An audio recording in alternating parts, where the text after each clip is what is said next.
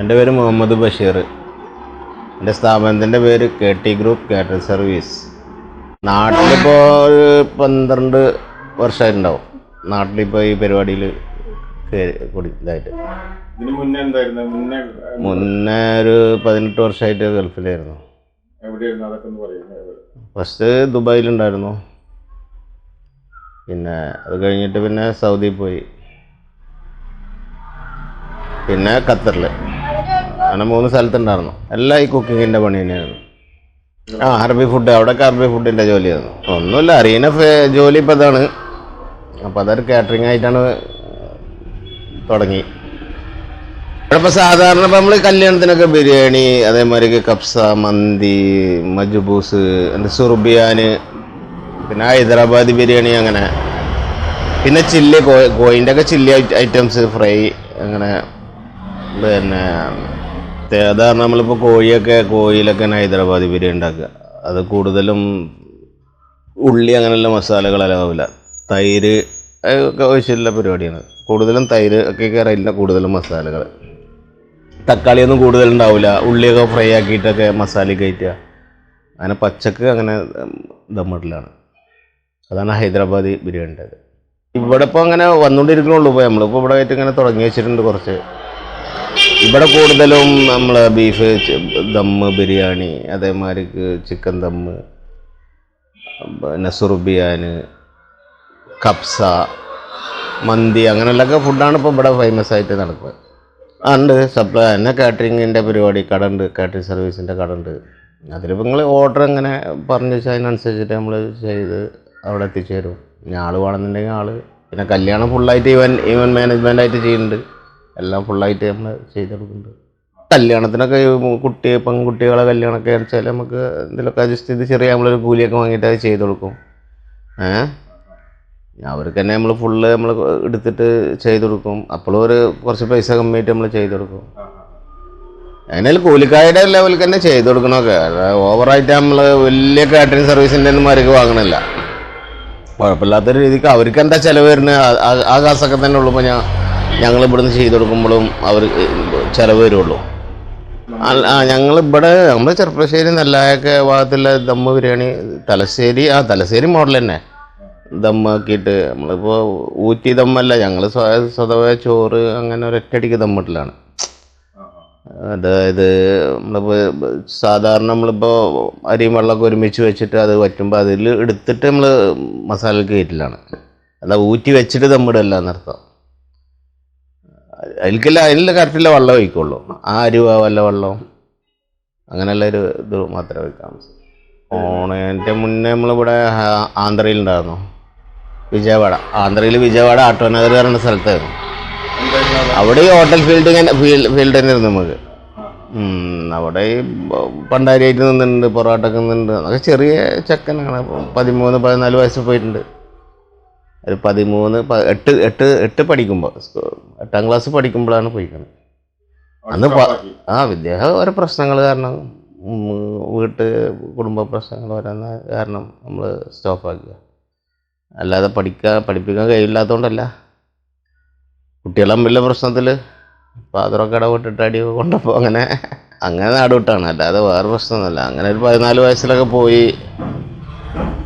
അവിടെ ഫസ്റ്റിലൊക്കെ ഇപ്പോൾ നമ്മളിപ്പോൾ ഹോട്ടലിൽ പോയാൽ എന്താ ജോലി എന്ന് എല്ലാവർക്കും അറിയണല്ലേ. ഫസ്റ്റിലൊന്നും പോയി പണ്ടാരി പൊറാട്ടൊക്കെ ആവുമല്ലോ. അതെല്ലാം ജോലി പ്ലേറ്റുകൾ ക്ലീൻ ചെയ്യലോ, അങ്ങനെ പണികൾ പഠിച്ച് അങ്ങനെ പണ്ടാരി പൊറോട്ട പണിയൊക്കെ ആയി. അങ്ങനെ ഗൾഫിലേക്ക് പോയി. ഗൾഫ് 3000-3500 പേർക്ക് വരെയൊക്കെ. ശരി, 3500 പേര് കല്യാണങ്ങളിലേക്ക്. നേർച്ചക്ക് അതിലും കൂടുതൽ ചെയ്തിട്ടുണ്ട്. നേർച്ചക്ക് നമ്മൾ പറഞ്ഞാൽ 500-1000 കിലോനൊക്കെ അരി.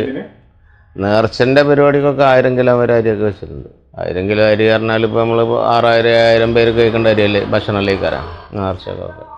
കല്യാണ പരിപാടി പറഞ്ഞപ്പോൾ 3000-3500 പേര് അങ്ങനെ അത്രയൊക്കെ ചെയ്തിട്ടുള്ളൂ.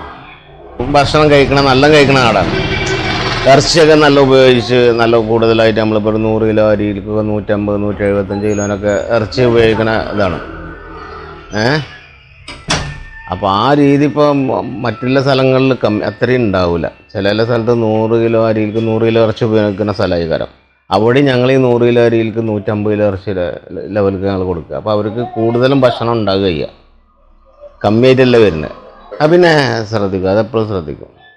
പിന്നെ അവരോട് ചോദിക്കും ഞങ്ങൾ, ഇനിയിപ്പോൾ ദൂരം വഴിക്ക് എവിടെയെങ്കിലും വെച്ചാൽ നിങ്ങളെ ഇവിടുത്തെ ആവറേജ് എങ്ങനെയാണ്, 1 കിലോ അരിയിലേക്ക് എത്ര കിലോനാണ് ഇറച്ചി ഇട്ടില്ല, അല്ലെങ്കിൽ നിങ്ങൾ 1000 പേർക്ക് എത്ര കിലോനാണ് ഇറച്ചി സാധാരണ. ഇപ്പോൾ കല്യാണം എല്ലാവരും ഇപ്പോൾ കാറ്ററിങ് കൊടുത്തിട്ടുണ്ടാവുമല്ലോ, വീട്ടുകളിൽ ഉണ്ടാക്കുന്നുണ്ട്. അപ്പോൾ അവർ പറയും ഞങ്ങൾ ഇത്ര, അപ്പോൾ അതിലും കൂടുതൽ അവരിപ്പോൾ 125 കിലോനൊക്കെ ഞങ്ങൾ ഇവിടെ ഒരു കല്യാണത്തിന് 100 കിലോത്തിലേക്ക് വെക്കൽ കാരണം ഞങ്ങളതൊരു 125 കൂടെയും കൂട്ടിയിട്ട് ഒരു 150 ആക്കും.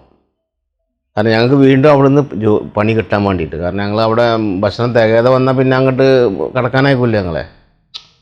ഉണ്ടാക്കിയിട്ട് പൊളിഞ്ഞു കഴിഞ്ഞാൽ പിന്നെ അങ്ങോട്ട് ഇതില്ല. കൂടുതൽ അവർക്ക് ഭക്ഷണം ഉണ്ട്, ഇഷ്ടം പോലെ ഉണ്ടെങ്കിലേ ഉള്ളൂ അവരെ വിളിക്കാമെന്ന് പറഞ്ഞിട്ട് വീണ്ടും നമ്മളെ വിളിക്കുള്ളൂ. അവർ വരും, കിച്ചണിലേക്കൊക്കെ വരുന്ന. അപ്പോൾ ഈ ഇതിൻ്റെ ഓണർമാരെന്നെ പറയല്ലോ, ഒന്നിപ്പോൾ നമ്മളിപ്പോൾ പാലക്കാട് പോയിട്ട് ചെയ്യുന്ന എൻ്റെ വീട് ചെറുപ്പശ്ശേരി എന്നല്ല, ഇരുമ്പാലശ്ശേരി എന്ന് പറയും. ഇപ്പോൾ ഇവിടേക്ക് ഇരുമ്പാലശ്ശേരി എന്ന് പറയും. അപ്പോൾ നമ്മളിപ്പോൾ പാലക്കാട്ടുകാരനെ ഇവിടുന്ന് 60-70 കിലോമീറ്റർ ഉണ്ട്. അപ്പോൾ അവരിപ്പോൾ ഇവിടേക്ക് പറയും പിന്നെ മലപ്പുറം ബിരിയാണി അങ്ങനെയൊക്കെയാണ് നമ്മളെ ഇവിടുന്ന് പറയുക. അപ്പോൾ ചെറുപ്പശ്ശേരിക്കാരാണ് മലപ്പുറം ബിരിയാണി എന്ന് പറയുമ്പോൾ അവർ നാടൻ ചോറ് കഴിക്കണപോലും കൂടി അവർ ബിരിയാണി ഒന്ന് കഴിച്ചു നോക്കും. കാരണം എന്താ വെച്ചാൽ അവർക്ക് ബിരിയാണി കഴിക്കാൻ പറ്റാത്ത ആൾക്കാർ, എന്നാൽ ഈ മലപ്പുറം ബിരിയാണി എന്താണെന്ന് അറിയാൻ വേണ്ടിയിട്ട്. അല്ലെങ്കിൽ ചെറുപ്പശ്ശേരിക്കാരെ വേറെ ദൂരത്ത് നിന്ന് പറയുമ്പോൾ അവർക്ക് അവരെ ഭക്ഷണം കണ്ട് നോക്കാൻ വേണ്ടിയിട്ട് കുറച്ചേലും കഴിച്ചു പോകും. അപ്പോൾ അവർ കഴിച്ചാൽ അവർക്ക് ഇഷ്ടപ്പെട്ട് കഴിഞ്ഞാൽ നമ്മൾ കിച്ചണിലേക്ക് വരും. അവർ കാർഡുണ്ടോ നിങ്ങൾ ഇങ്ങനെ ചിലതിൽ നമ്പറൊക്കെ വാങ്ങി പോകും. ചിലതിൽ നമ്പർ വാങ്ങിയിട്ട് ആ പോക്ക് പോയത് തന്നെ ഉണ്ടാകുക, പിന്നെ ഉണ്ടാവില്ല കേട്ടോ. ചിലതിൽ ഇപ്പോൾ നമ്മൾ 100 ആളൊക്കെ വാങ്ങിക്കഴിഞ്ഞാൽ 5 ആൾ 6 ആളൊക്കെ വിളിക്കുള്ളൂ. ബാക്കിയൊക്കെ വെറുതെ വന്നിട്ട് നമ്പർ വാങ്ങി പോവുക. അപ്പോഴത്തെ ഒരു സന്തോഷത്തിന് വരിക എന്ന് മാത്രം. കിച്ചണിലേക്ക് വന്നു തോളിലൊക്കെ തട്ടി ഫുഡ് ഉഷാറായിരുന്നു.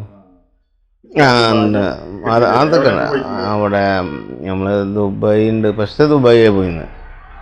പിന്നെ സൗദി പോയി. സൗദിയിൽ നിന്ന് പിന്നെ അറബിടപ്പൊക്കെ ലബനാൻ, സിറിയ, ജോർദാൻ അങ്ങനെയുള്ള സ്ഥലങ്ങളിലൊക്കെ പോയിട്ടുണ്ട്. അല്ല അവിടുത്തെ ഫുഡ് കാരണം അവർ ഇപ്പോൾ നമ്മളെ മേട അറബിച്ച് പറയുന്ന ഫുഡല്ലേ, അപ്പോൾ അവർ പറഞ്ഞു തരില്ലേ ചെയ്യുക. അപ്പോൾ അവർക്ക് അവിടുത്തെ ഫുഡ് ഉണ്ടല്ലോ. ഇപ്പോൾ അറബികൾ കാരണം അറബി നാട്ടിലെ ഫുഡ് കൂടുതൽ. ഇപ്പോൾ നമ്മളിപ്പോൾ എങ്ങനെ ഇന്ത്യയിലിപ്പോൾ കൂടുതലും ഇന്ത്യൻ ഫുഡാണോ കഴിക്കണത്?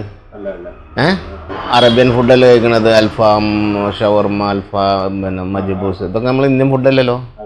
ഇപ്പോൾ ഇവിടെ ആക്കിയല്ലേ. പക്ഷെ അത് എത്രയോ കാലം മുന്നേ ഗൾഫ് നാട്ടിലുണ്ട്. അവർ പല നാട്ടിലെ ഫുഡുകൾ അവരെ വീട്ടുകൾ കൂടെ ഉണ്ടാക്കിയിട്ട് കഴിക്കുന്ന സമയമാണ് ഹോട്ടലിലൊക്കെ. അപ്പോൾ ഈ പറയുന്ന ഫുഡൊക്കെ ഇപ്പോൾ ഞാൻ നിന്ന് ഈ സൗദിയിൽ ചെയ്തിരുന്നതാണ്. അതേ ഫുഡ് അതേ ആൾക്കാരനല്ലേ ഇപ്പോൾ അവിടെ പോകണം. അവിടെ പോയി കല്യാണം കാറ്ററിംഗ് ഒന്നുമല്ലോ, നമ്മൾ ഈ വീട്ടിൽ തന്നെ അല്ലേ, വീട്ടുകാർക്ക് മാത്രമല്ല ഭക്ഷണം ഉണ്ടാക്കുന്നത്. ഇവിടെ എന്താ ഭക്ഷണം ഉണ്ടാക്കുന്ന വെച്ചാൽ തന്നെ അവിടെ ഉണ്ടാക്കല്. മക്കള് പിന്നെ 3 ആണും 1 പെണ്ണും. മൂത്തത് മോന്, രണ്ടാമത്തെ പെണ്ണ്, പിന്നെ 2 താഴെയുള്ളവർ 2 പേരും ആൺകുട്ടികൾ. മൊത്തം 3 ആണും 1 പെണ്ണും. ഒന്നുമില്ല, ഭാവി എന്താ ഇപ്പം ഇങ്ങനെ സുഖമായിട്ട് ഇരിക്കുക, കിട്ടുന്ന ജോലി ചെയ്യുക, അതൊക്കെ തന്നെയാണ് പരിപാടി. നിങ്ങൾ വന്നപ്പോൾ ഇവിടെ വിളിച്ചില്ലേ, പാലക്കാട് നിന്നൊരു ടീം വിളിച്ച്, അത് പറഞ്ഞില്ല. അതിപ്പോൾ അവർ പാലക്കാട് പടിയുമ്പാടെ ഇപ്പോൾ പറഞ്ഞ ഒരു 10-60 കിലോമീറ്ററിൻ്റെ മാറ്റമുണ്ട്. അവിടെ ഇപ്പോൾ ഫുഡ് ഉണ്ടാക്കുന്ന ആളില്ലായിട്ടല്ല, അവിടെ ഇഷ്ടംപോലെ പണ്ടാരിമാരുണ്ട്.